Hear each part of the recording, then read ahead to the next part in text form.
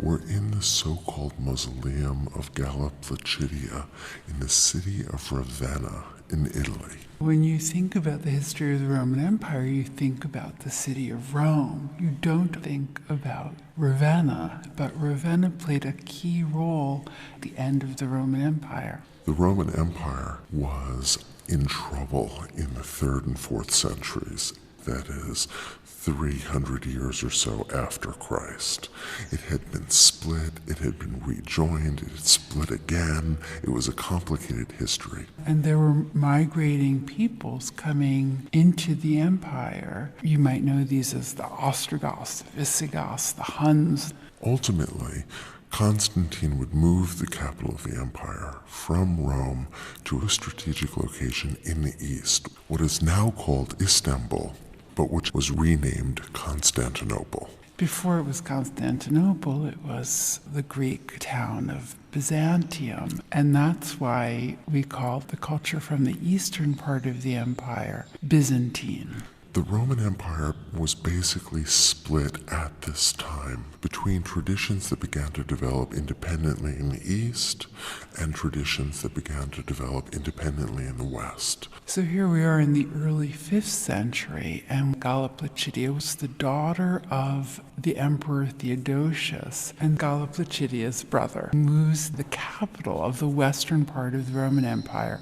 here to Ravenna. Now, Ravenna had been an important port in ancient Rome. Augustus had half his navy situated here because the city was basically surrounded by marsh on one side and the Adriatic Sea on the other.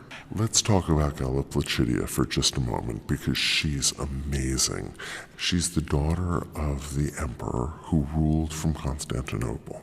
And she's the sister of the man who would rule the western capital. Her father married her off to the king of the Goths in a political alliance. Ultimately, she would remarry, and her son would become emperor. But he was too young to rule, and she ruled the Western Roman Empire in place of her son until her son was old enough to take over. So she was a very powerful woman and was responsible for building many buildings here in Ravenna, including this mausoleum, which was originally attached to a church that she built. Now, we call this the so-called mausoleum because art historians used to think that she was buried here. We now believe that she died in Rome and wasn't buried here. From the outside, the so-called mausoleum is quite small. It's made of reused ancient Roman brick. Remember, this had been an important Roman city for the navy, and so the people in the 5th century dismantled those older buildings and reused those materials, and that's what we have here.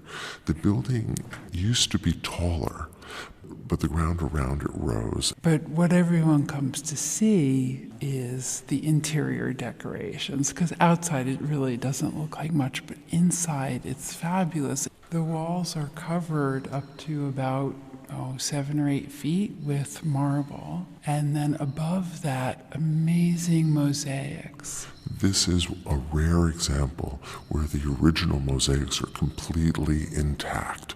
Now, the building itself is the shape of a cross, and on each of the 4 bays there are barrel vaults, and then in the center there is a shallow dome, and all of that is covered with mosaic. Now, mosaic are small tiles of stone, or in this case, glass. They're brightly colored in blues and greens and reds and gold. So in this case, gold was sandwiched between pieces of glass. And these pieces, or tesserae, are set a little bit on edge. In other words, they're not smooth and flat against the wall, and so they catch the light and glimmer. And that would have been especially true when this room was illuminated not by an electric light with its steady illumination, but instead by the flickering light of lanterns. And so we really do experience a sense of another world. Let's take a look at a few of the mosaics here. Now, much of the wall is covered with decorative forms. Forms that might remind us of ancient Roman carving. For example, we see acanthus leaves and vines, although the vines here are very specifically grape vines, and that refers to the sacrament of the Eucharist, of taking the bread and wine as the body and blood of Christ. When we first walk into the mausoleum, the first mosaic that we see is one that we don't entirely understand. It shows a saint on the right. He's holding a book, he's holding a cross, he's got a halo in back of him, and he seems to be running towards a fire directly under a small window, and that fire has a grill on it. We often assume that that's St. Lawrence because St. Lawrence was martyred by being burned to death. And he's the saint we most often see in Western iconography. But because on the other side we see very prominently an opened cabinet revealing 4 books, the books of Matthew, Mark, Luke, and John, the 4 Gospels. And because the saint holds a book, one scholar has suggested that this might be St. Vincent of Saragossa, whose legend does involve books, unlike St. Lawrence. St. Vincent or St. Lawrence or whoever that is also dressed as are all the figures in this building, looking very much as if he were an ancient Roman. This wonderful kind of animation to his figure. The drape flows out in back of him as if he's speeding forward. And the kind of energy that's expressed in that cloth is echoed in the liveliness of the flames themselves.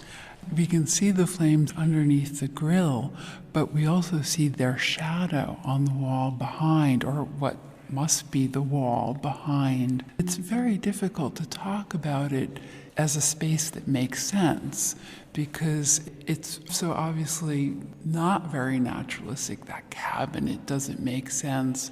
We have a kind of flat background, and yet there are still some naturalistic aspects to it, like the drapery that the saint wears, which does have some sense of modeling and three-dimensionality to it. There's also a real specificity. If you look at the grill, it's actually on wheels. There are these decisions to place very specific elements here, even if we don't entirely understand them.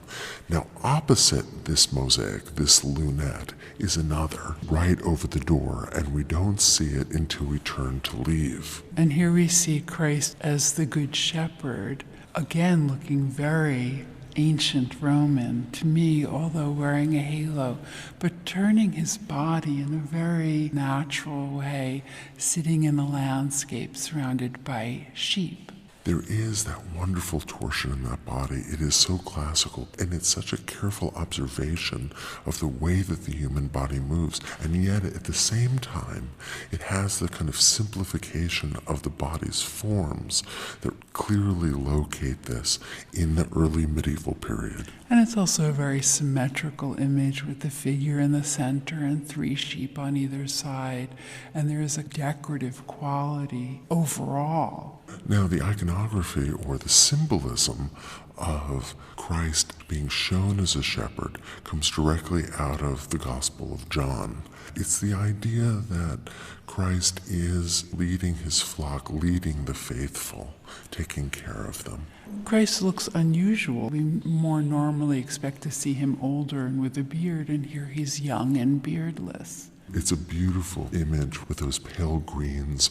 There are fronds of a palm that rise up in back of the rocks at the horizon line, and they're flecked with gold. So the entire image has a kind of beauty and luminosity that's just wonderful.